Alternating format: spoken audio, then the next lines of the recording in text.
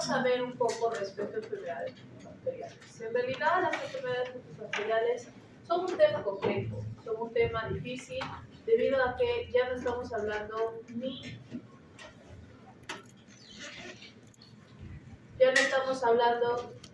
de factores enteramente genéticos ni de factores enteramente ambientales, sino una mezcla de los dos. Lo que implica de que ya no vamos a poder utilizar las reglas de distribución mendeliana como tales, sino probabilidades y otros valores estadísticos, especialmente estadística descriptiva y en menor grado estadística inferencial. En ese sentido, vamos a tener que la combinación de ciertos factores o ciertos detalles ambientales y el hecho de que algunas poblaciones o familias comparten mutaciones y más que mutaciones, determinados alelos o polimorfismos de un gen van a llevar a que personas de una familia sean más propensas a desarrollar una determinada enfermedad, más propensas, con mayor severidad, en un menor periodo de tiempo o una mayor agresividad, que son diferentes versiones de la misma. Por lo tanto, para poder estudiarlas, lo que vamos a hacer es tener que hacer básicamente, explicado de forma muy básica, es comparar los patrones y tendencias de estas familias infectadas con los patrones y tendencias de la enfermedad en un público, en una población que no necesariamente sea familiar. Lógicamente, si las comparaciones son o los resultados son iguales para ambos casos, significaría de que en una familia, el hecho de que sean una familia y tengan un parentesco biológico no afecta en la aparición de la enfermedad, porque se está comportando igual de lo que se comportaría entre extraños de una población nacional.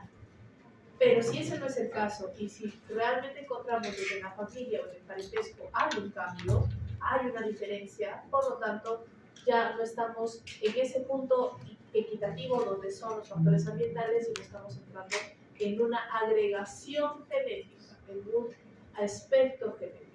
Y en realidad, como ahora estamos hablando de conceptos más variados de una enfermedad, no vamos a fijarnos en la enfermedad como tal, más allá de características, que a su vez pueden ser cualitativas o cuantitativas, así como las variables cualitativas o cuantitativas en un estudio de definición estadística, ¿no? ¿Podría darme un ejemplo de una variable cualitativa? ¿Verdad? Ya, ahora de una enfermedad.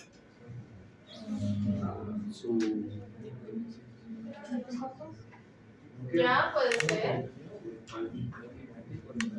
Irritación, dolor de cabeza, tipo de diabetes, porque es dicotómica o es categórica. Ya, ¿qué más? Y una cuantitativa. Ahora sí, entre edad.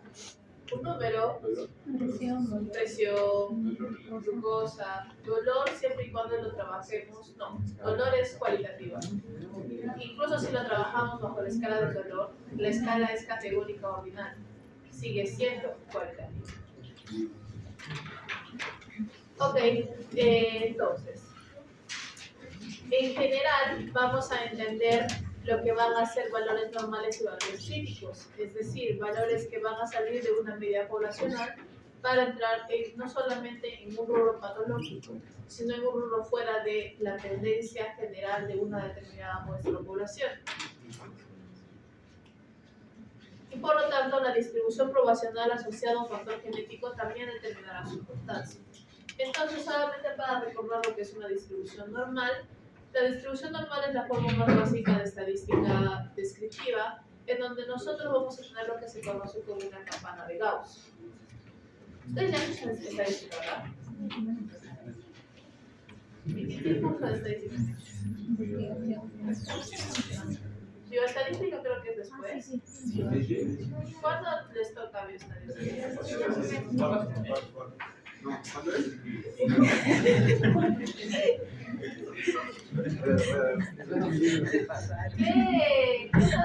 ¿Qué tanto han navegado el mundo de la bioestadística para no hacerme muchas ilusiones?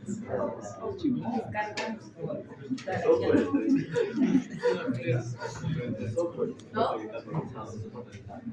Bueno, vamos a avanzar entonces a poquitos.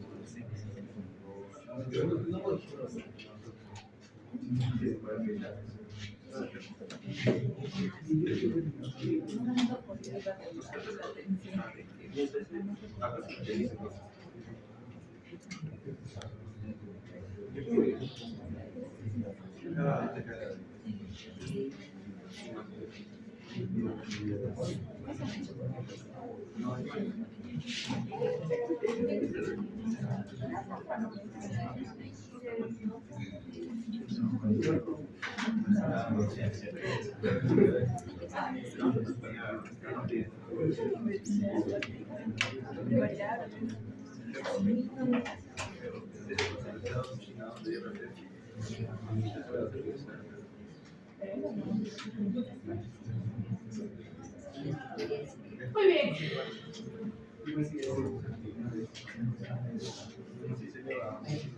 Entonces, vamos a ir pedacito por pedacito. Lo que tenemos acá es una campana de Gauss, que es una distribución que se hace a través del promedio determinado de una población y la cantidad de eventos de esta población. El promedio es un promedio aritmético estándar.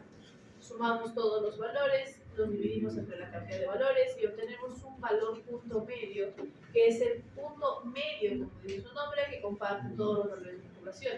Y todos aquellos valores que se alejan de ese punto medio, en mayor o menor medida van a tener lo que se conoce como una varianza o desviación estándar. Es por eso que cuando nosotros vemos acá la palabra que dice mean, que es el promedio, estamos al centro de nuestra curva. La mayoría de valores van a estar cerca del promedio, por eso es que lo hemos sacado como tal. Lo que va a hacer que la mayor cantidad de eventos que hemos contado en esta población se encuentre en este punto y por lo tanto sea el punto más alto de mi curva. Mientras que a medida de que estos valores se van alejando del promedio y acercándonos a una diferencia mayor de desviación estándar, van a empezar a bajar en cantidad, por eso es que estamos haciendo un valle, y van a empezar a alejarse del promedio, ya sea valores más pequeños, que va a ser para el lado izquierdo, ya sea valores más grandes, que va a ser para el lado derecho, hasta que llegue un punto en el cual tengamos esta parte blanca, que es un punto crítico, que son valores muy alejados del promedio, que suelen ser valores críticos. En un análisis estadístico suelen ser los valores que escapan de la media, por ejemplo, cuando evaluamos diferencias entre promedios, diferencias entre varianzas, frecuencias, etc. En el caso médico suelen ser valores que ya van a ser considerados patológicos o no normales, y que por lo tanto a través de la distinción de la distribución normal y la no normal, o la crítica, vamos a tener lo que nosotros conocemos como rangos saludables de estos parámetros, especialmente los parámetros cuantitativos. Por ejemplo, hoy en día, ¿cuál es el límite normal a máximo de un nivel de glucosa sérica? Yo les pregunto, ¿qué es lo que están diciendo ahora?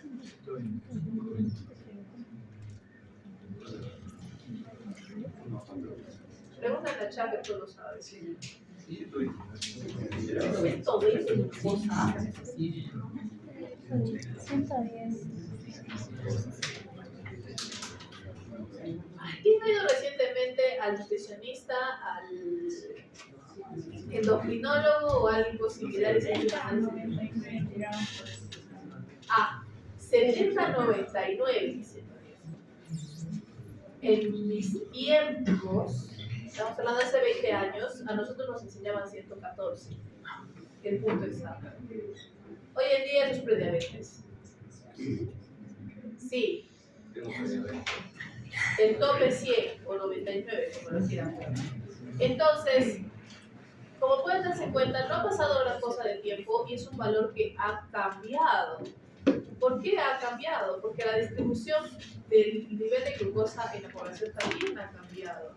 No es el hecho de que sea menos ahora, sino de que es más irregular. Si lo comparamos con la aparición de personas con sobrepeso y diabetes, es mucho mayor que antaño. Por lo tanto, se considera el rango menor.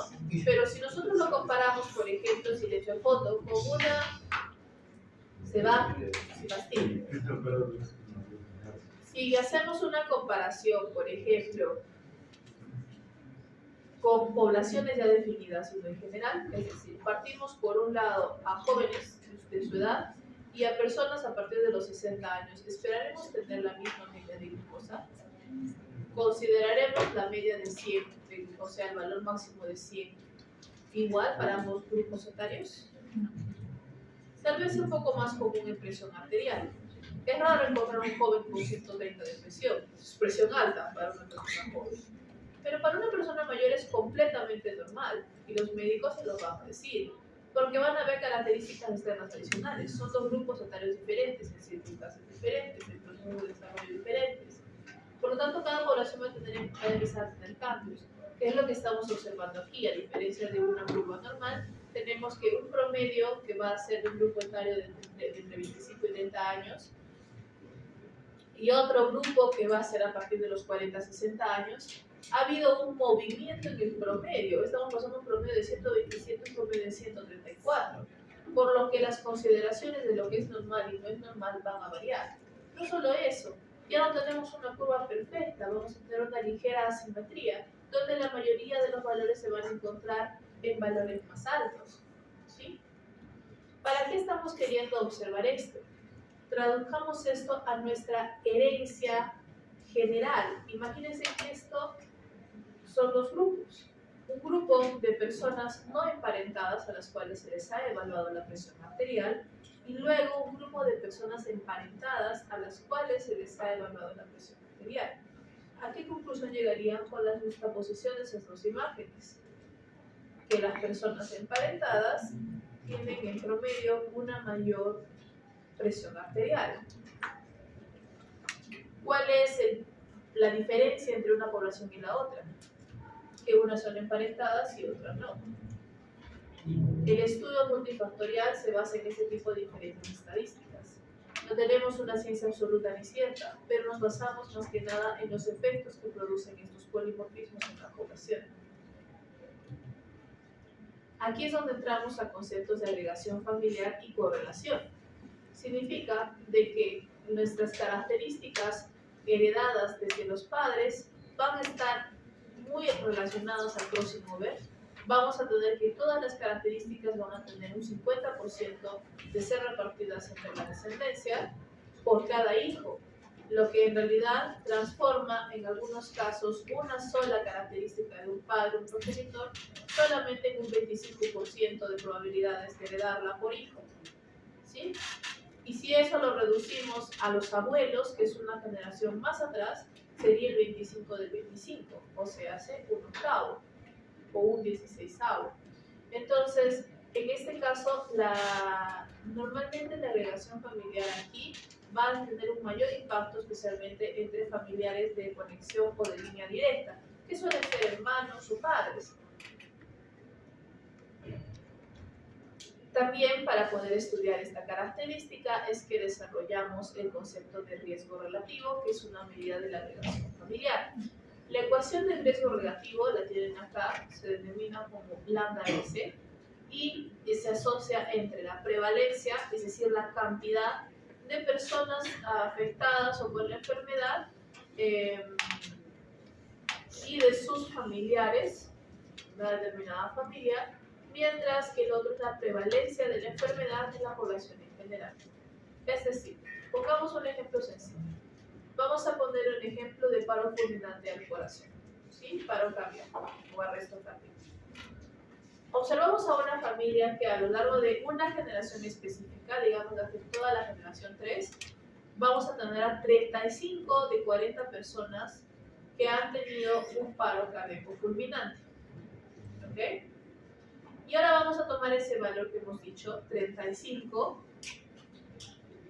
y lo vamos a comparar como de 35 de 40, y ahora vamos a tomar a 40 personas no emparentadas en toda la población y vamos a contar cuántas personas han tenido un paro fulminante cardíaco. Y vamos a ver que son 8. Entonces, para esa población es 35 a 8. ¿Sí? Lo que tenemos acá es un 35 a 8. 35 a 8, ¿cuánto me da?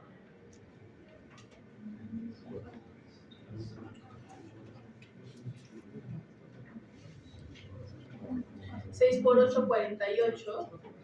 No, perdón, menos. Menos, ¿no? Más o menos por ahí, 4 con algo, ¿no? Ya, 4 con algo. 4.7. 4.3. Entonces, tenemos un valor entero por encima de 1. Si en realidad, por ejemplo, miramos un caso diferente, miramos si 35 de 40 personas con paro cardíaco fulminante en una familia, luego vamos a la población y también tiene 35 de 40, 35 sobre 35. ¿Cuánto es eso? 1. Y si miramos el otro caso, tenemos una familia que son 35 de 40 y en la población son 40 de 40. Tendremos un valor, ¿cuál? Por debajo de 1. ¿Qué estoy mostrándoles? Cuando tenemos que el numerador, es decir, el número arriba de una fracción es más grande que el denominador, vamos a tener un valor entero superior a 1. Cuando es menor que el valor inferior, vamos a tener un número decimal menor a 1. Y cuando ambos son iguales, vamos a tener un número que es 1. Eso es muy importante, porque en el caso de 1 y valores menores a 1, básicamente lo que nos está diciendo es de que no hay una agregación familiar, porque para todos es igual. El 1 es el para todos es igual. El hecho de que hayas tomado una familia emparentada no representa nada ante la población en general. 1 es igual. O realmente en la población hay mayor incidencia, así que esta familia genéticamente o tiene protección o simplemente no tiene nada que ver, es decir, menor a 1. Y cuando es mayor a 1, indica entonces de que sí, existe algo detrás del hecho de que esta es una familia en parentesco biológica que está haciendo de que estas personas sean más afectadas por una enfermedad que la población en general. Y así es como desarrollamos el riesgo relativo. ¿Por qué relativo? Porque lo estamos basando en un punto general arbitrario, que esto sería la cantidad de eventos en una población que hemos escogido. Sin embargo, lo que podemos rescatar de lo mismo es que si es mayor a 1, existe por lo tanto una agregación familiar por encima de la igualdad. Por ejemplo, en la esquizofrenia tenemos un lambda de 12, evaluado entre hermanos, que son lo más cercanos genéticamente, porque hemos dicho de padres a hijos es 25%, entre hermanos es 50%, que lo más probable es que tengan la mitad de los hermanos que el otro hermano no tiene. Entonces son los más cercanos para trabajar. En hermanos vamos a encontrar un lambda de 12. ¿Qué significa? De que en la familia estudiada la probabilidad de sufrir dicha enfermedad, en este caso esquizofrenia, es 12 veces más grande que en la población en general. Por lo tanto, hay una agregación familiar de 12. Ahora, de acuerdo a esta interpretación, el desorden bipolar maníaco-depresivo ¿será más o menos que la esquizofrenia? Menos. ¿El más alto cuál es? ¿Cómo podrían interpretar este diagnóstico o esta consejería a una persona? ¿Debería la persona asustarse de que sus hijos compartan un desorden bipolar maníaco-depresivo? Sí, relativamente porque solo es 7. ¿Y autismo? Sí, un gran sí, ¿verdad? Podemos encontrar otras enfermedades que responden a este tipo de patrón, como la diabetes tipo 1, que es una diabetes asociada a la resistencia o la insensibilidad a la insulina. La enfermedad de Crohn, que es una enfermedad inflamatoria intestinal. Y la esclerosis múltiple, que es considerada una enfermedad autoinmune de pérdida o de destrucción del tejido cartilaginoso. Vamos a ver.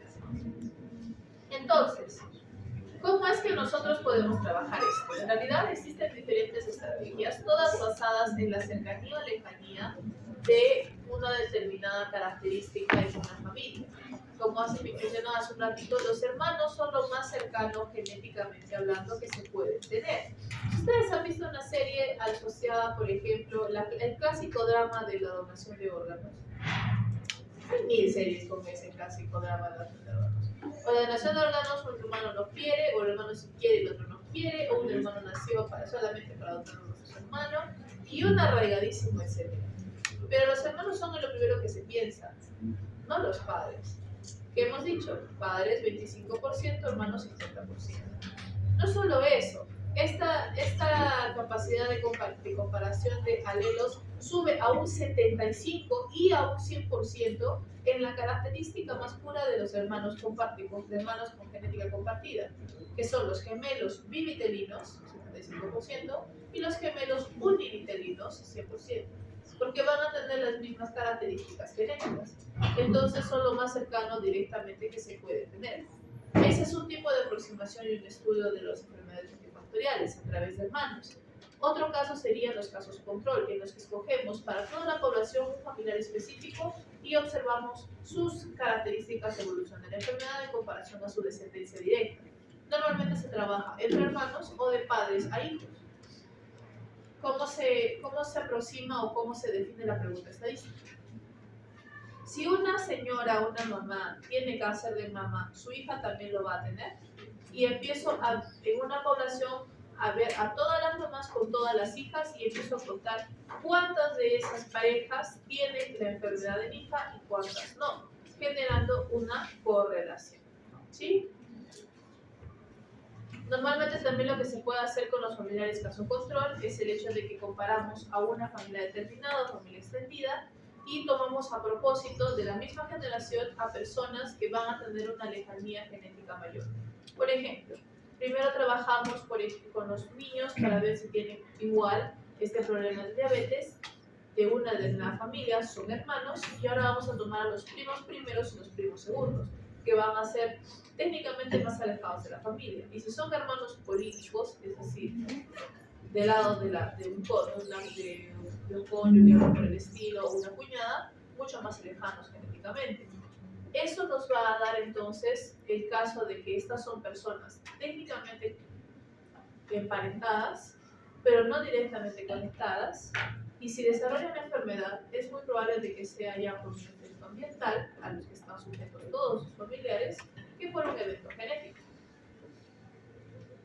Vamos a evaluar ese tipo de correlación. Entonces, la correlación es una técnica estadística en la cual tomamos dos coordenadas y generamos un punto que las junte a ambas coordenadas.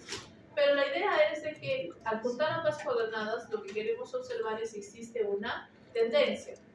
Si existe una tendencia entre los puntos, normalmente surge una línea de tendencia, la cual puede tener dos caminos. Si la línea de tendencia tiene una diagonal en este sentido, significa de que su pendiente es positiva. Por lo tanto, existe una relación directa creciente. Es decir, si una característica aumenta en volumen, en medida o en tamaño, la otra también lo va a hacer. Mientras que si tenemos una correlación en sentido opuesto, tenemos una pendiente negativa, que es un decreciente inverso, es decir, mientras una característica aumenta, la otra disminuye. La correlación es algo interesante porque en algunos casos vamos a tener un avance inequívoco de los puntos o de las coordenadas que hemos generado y van a tener una tendencia muy alta, una correlación muy marcada, que es cuando esta pendiente se vuelve muy empinada. Mientras que en el caso opuesto, en donde tenemos una correlación muy débil, es decir, cercana a cero, que puede ser valor de 0.1, 0.2, lo que vamos a tener es más como esto, ¿no? Una tendencia un poco más baja, casi cercana al horizontal, que es cero. ¿Sí? En este caso estamos evaluando, por ejemplo, el colesterol de madres versus el colesterol de hijos. Por lo tanto, acá tranquilamente la pregunta es, ¿existe una correlación o una relación causal entre el nivel de colesterol en las madres y el nivel de colesterol en los hijos? Dependiendo de los cálculos estadísticos, y en este caso la tendencia positiva, podríamos decir que sí, que existe una relación familiar. Cuanto más alta la concentración de colesterol en madre, es probable que sea más alta la concentración en hijos.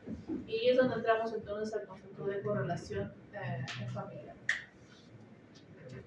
Sin embargo, como mencionado, tenemos que tomar siempre en cuenta a los factores ambientales. Los factores ambientales no siempre van a estar a nuestro favor, especialmente en tiempos tumultuosos, en generaciones expandidas durante muchos años, y otras condiciones. Lo que nosotros buscamos al hacer estas comparaciones es tratar de igualar las condiciones ambientales lo más posible entre todos los eventos o probandos para que estos no representen lo que se conoce como un sesgo.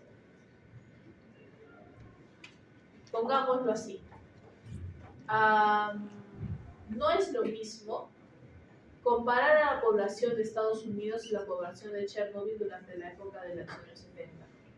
Porque Chernobyl tuvo una característica particular, y es que estuvo expuesto a mayor radiación que Estados Unidos en su determinado momento.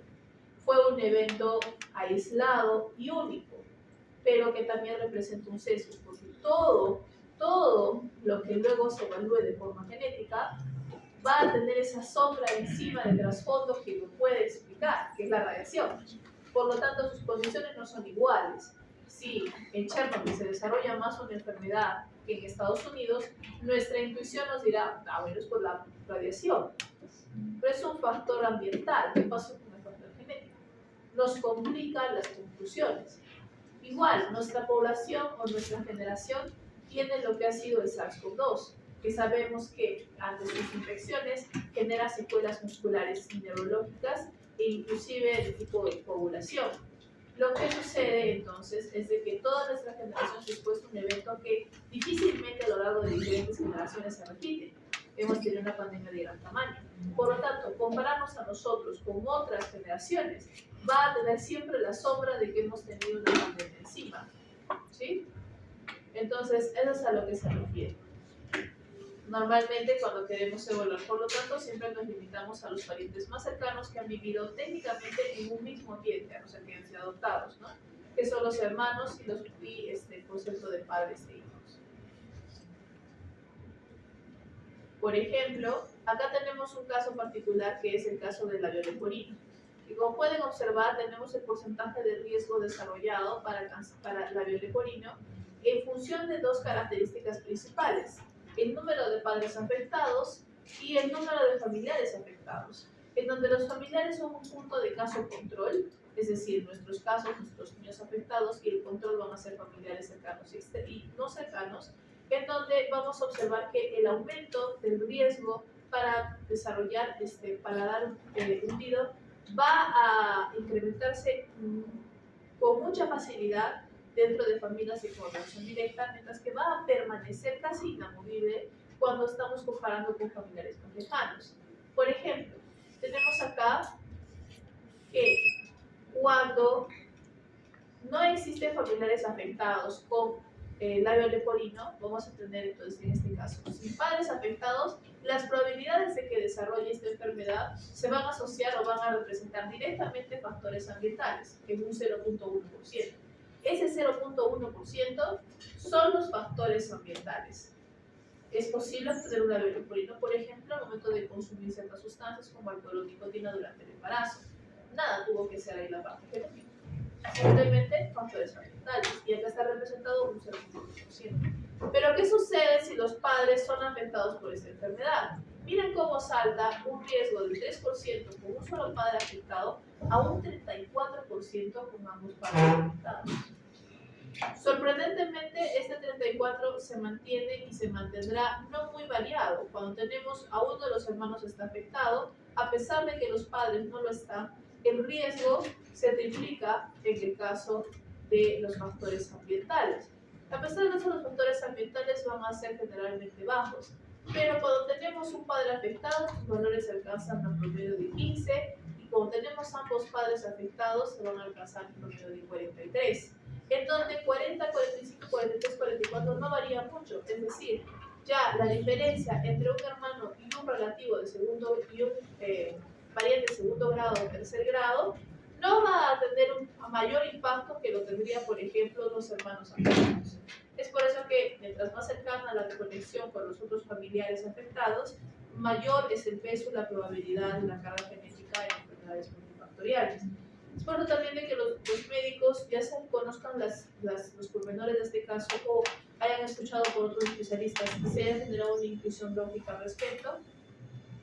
Cuando les preguntan, por ejemplo, si ustedes tienen parientes con cáncer de mama, la primera pregunta es a las madres. luego a las abuelas. Pero no pregunto por sus abuelas primero. Lo más cercano que ustedes tienen sería por línea directa a los padres. Y es por eso que por ahí se entra la discusión de tendencia genética. Como hemos mencionado, entre las limitaciones tenemos a los sesgos, normalmente los sesgos ambientales. Tenemos también las diferencias epigenéticas, que no he mencionado para nada, pero nosotros ya sabemos de que existen perfiles epigenéticos diferentes entre cada persona. Eso significa de que no todas las personas van a tener la misma expresión de genes a pesar de que tengan los mismos genes, y es un poco más difícil de contabilizar por estos aproximaciones estadísticas, porque ya los perfiles genéticos se vuelven una variable muy diferente. Y finalmente otras limitaciones como diferentes condiciones de exposición ambiental, especialmente eventos particulares, o ningún estudio de gemelos que normalmente va a ser un ensayo controlado, es decir, que la enfermedad es muy nueva y no podemos tener la mayor cercanía posible de la misma. Algunas enfermedades evaluadas de esta manera son algunas patologías cardíacas congénitas, en donde observamos, por ejemplo, que la incidencia en la población para ciertos defectos como el defecto septal ventricular o en este caso la estenosis aórtica o el defecto septal atrial van a tener valores de incidencia por porcentaje en la población bastante bajos. Es decir, solo con factores ambientales casi no va a suceder nada aquí. Pero la historia cambia cuando vemos o observamos una frecuencia en hermanos, es decir, cuando observamos a familias afectadas nos damos cuenta de que los hermanos de estas personas afectadas también tienen una alta probabilidad de desarrollar la misma enfermedad. Estamos hablando de 4, 3 o 2%.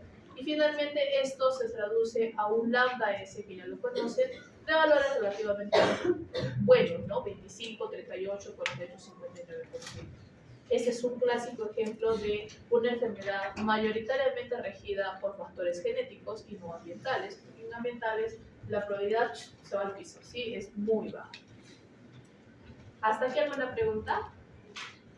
¿No? Y ahora sí el break, antes de que se muera.